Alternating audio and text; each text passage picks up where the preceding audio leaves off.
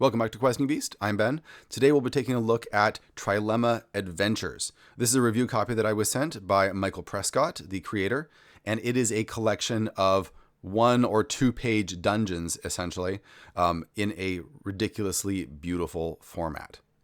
Before we get started, though, a quick shout out to all of my patrons on Patreon. This channel is supported by Patreon and all the people there who have very generously donated to help keep the channel running. Anyone who helps by joining on Patreon gets access to the super secret Questing Beast Discord, as well as access to previews of anything that I am developing in the background. And if you pledge at the highest level, then you will get your name immortalized in the description below.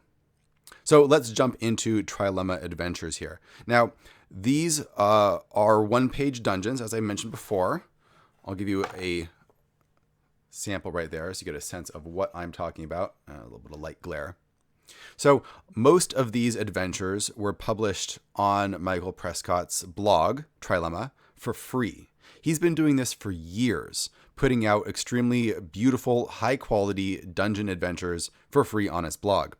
This includes, I think, all of them, along with a bunch of new ones and lots of supplemental appendix type material that we're going to look through here. First thing to point out, the construction of this thing is beautiful. It has this great cloth cover. It's done in this landscape format, which is very unusual for an RPG, but it works very well for 1-page adventures or 1-page dungeons, just because you get a nice wide frame for the picture of the dungeon itself.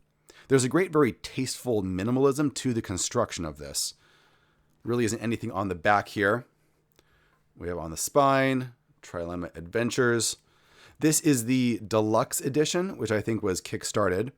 At the time that I'm making this, it is still in print. It may be out of print at some point in the future. I'm not really sure when, but there is also going to be a print-on-demand version available. As always, I will put links down in the description below where you can check it out for yourself. So over on this side, we have a map of the world. Now, importantly, you don't actually need to use this particular world when you're playing the game. Each of the dungeon adventures are completely system neutral and setting neutral.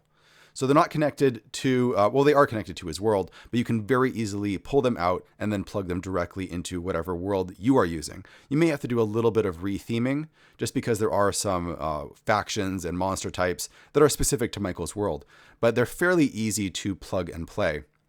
I've run a number of these in my after-school Dungeons & Dragons club.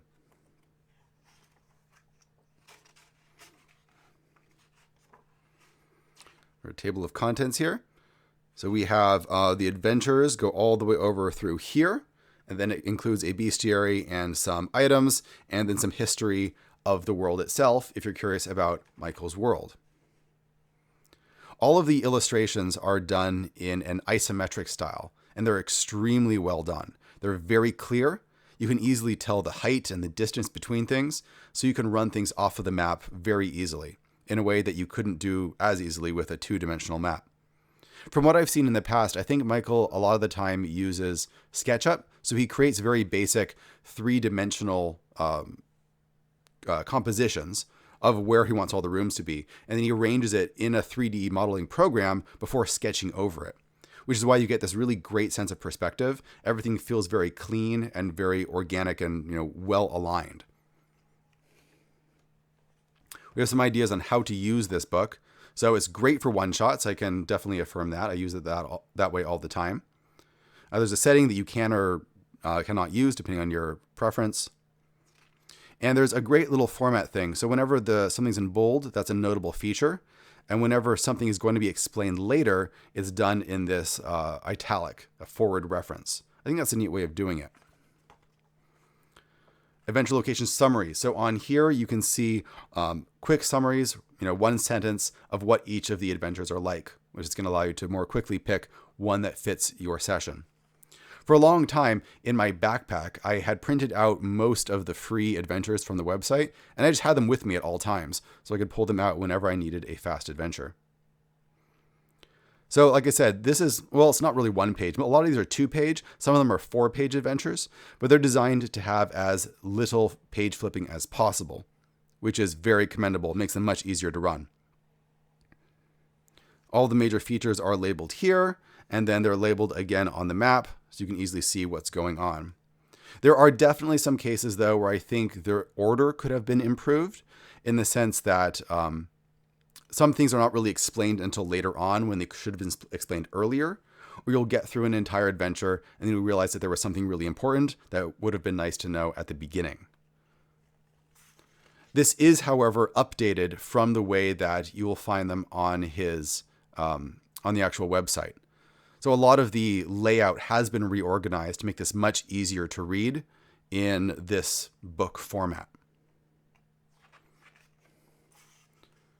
We have everything from little temples that you're exploring here, all the way up to, here's an island that's been taken over by, I think, some ogres. Yeah, I actually ran this one in particular, Tannock Rest of Kings. It's a good one because it's a nice little island. You can plop it down anywhere where there's water. You have some monsters to fight, and there's a number of interesting magical items that you can acquire that makes the fight interesting. And of course, there's diplomacy involved. You can talk to a number of different things. It's great. One thing that I would have liked a little bit more is more incentives to go to these places. There are some hooks that are built in to some of them, but there's a reasonable number of locations where you look at it and you're like, why would someone really go there? You need to have a strong draw, especially since some of these places are very dangerous. That is not too hard to put in yourself, though. It's not difficult to spread rumors of tremendous wealth and then, drop a treasure chest in there, and players are going to want to go there. We have some that are like this, an actual, not really a dungeon, but a small location in the overworld. So like a little overland map with a number of camps there that you can investigate. I've certainly not played all of these, but I've played a number of them. The quality does vary. I think some of them seem more inert than others, where it's just like a place where there doesn't seem to be as much to do. And some are very well nested and full of lots of interesting things to mess around with. I'll call out the ones that I've played in particular. If you want to read an actual review of every single one of these, there's one of those available on Skirple's blog, Coins and Scrolls. I don't know if I agree with all of his opinions, but he does have a breakdown of which ones he thinks are the very best. So I think it could be worth a look.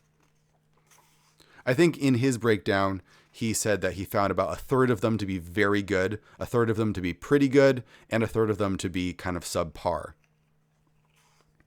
The ones that I've played were a lot of fun, but I did go through them and I sort of read through the ones that I thought would be the most interesting before I actually played them with my group. The cartography is a really big standout in the fact that it's not trying to be super fancy, it's just trying to be extremely clear, and it does that really well. This one, I think, was part of the one-page dungeon contest. I think it won, or it got highly placed. It's one of these magical artifacts or little adventures that you can throw into your setting that can really change things up. If players take control of it, they can really mess around with your setting pretty considerably, which can be a lot of fun.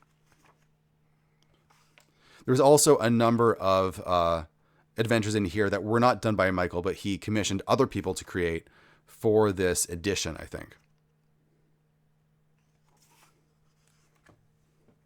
Let's move ahead a little bit. Clutch of Shadows. They all have great names. The Chains of Heaven. So we have, just a lot of variety in terms of the types of places that we see here. There's lots of little random tables here. So you can get different jungle features and different jungle encounters, river encounters to mix things up.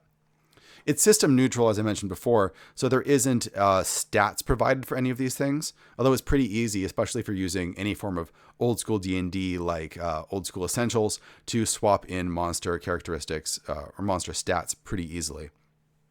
If you're running something a bit more heavy, like 5th edition D&D or something like that, might be a bit more work to flesh out some of the monsters.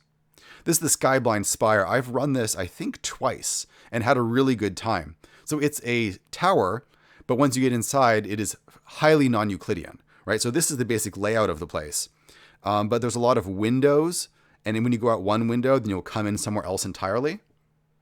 So that was a lot of fun. Players trying to figure out exactly how the place is laid out, because they start mapping it and they quickly discover that they can't really map it exactly the way that it is. And they have to get clever. When I was running this, what I did is I tried to figure out which windows were connected to which just by reading it. And then I had printed out my own version of this. And then I drew like an actual line linking the different windows together so that I could see very quickly how things were connected. I think that they are labeled pretty well on this map already, although it can take a little bit of time. If they walk out this window, trying to figure out where they come in can take a little bit of searching. And that process of just like drawing lines from window to window sped things up a lot. Sorry, I have a little bit of a cold. You'll have to bear with me. The Roots of Ambition. Layer of the Lantern Worm. I ran this one as well. This one is interesting in that there's a monster that deals with time travel or time displacement.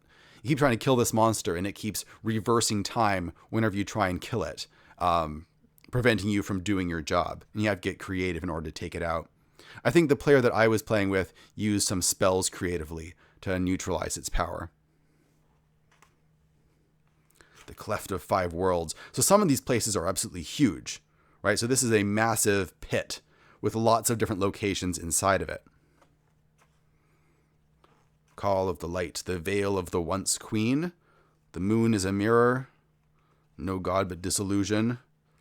Even if you didn't want to run this adventure, you could easily take these maps and reskin them to do whatever you wanted. They're just so pretty. Basilica of the Leper Messiah. The Shattered Gate. So we have quite a lot of these. Let's skip ahead a little bit. We're near the end here.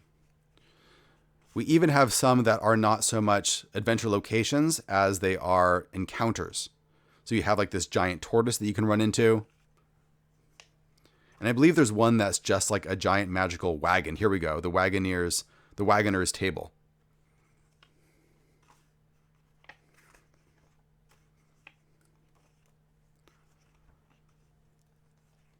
We have a bestiary at the back, going into more detail about the world and especially just going into the lore of the monsters if you want to flesh them out or you want to make them reoccurring characters. There's no stats, as I said, you'd have to add those in yourself. But the descriptions do give you a pretty good sense of how powerful the monsters are and what type of stats you would want to add should you want to do that.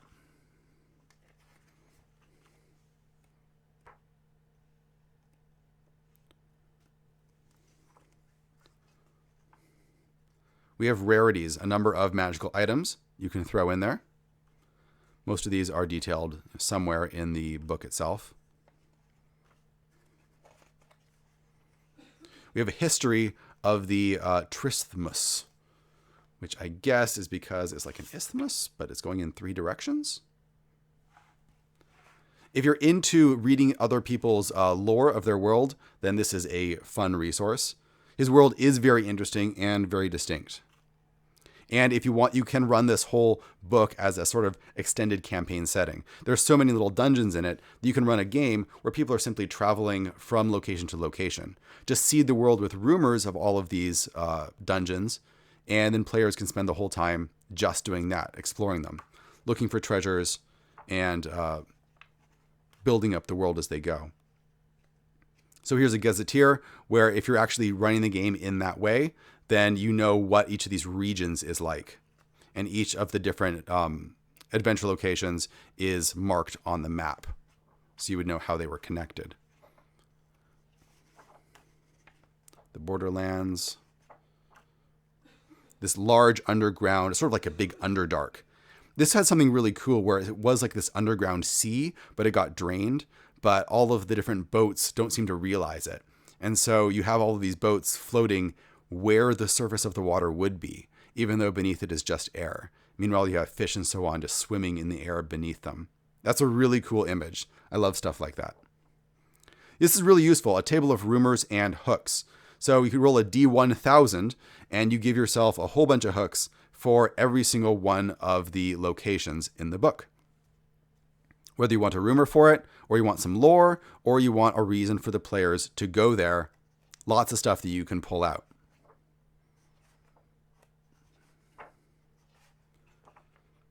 And we have an index at the back. These types of books never seem to have good indexes, but this is a very complete and thorough index. It goes into the different types of characters, different types of conveyances, right? Different types of fortresses. So really complete and very useful. I think Wizards of the Coast could probably learn a lot from that. Patreon and Kickstarter supporters on the back. I am one of his Kickstarter supporters. I just remembered that. So full disclosure. And alphabetical locations. It's a really beautiful book. All of these can be checked out for free, or most of them can be checked out for free just by going to Trilemma. I think it's just trilemma.com. I'll put a link to it down in the description below so that you can find it yourself. And you can print them out for free and test them out on your own. But I think the format of this book makes them much easier to use. It's great to have them all in one place. Plus, you get lots of extras that you wouldn't otherwise. A fantastic resource for anyone running any kind of fantasy RPG. All right, that's it for today. Thanks for checking out my video, and I'll see you guys next time.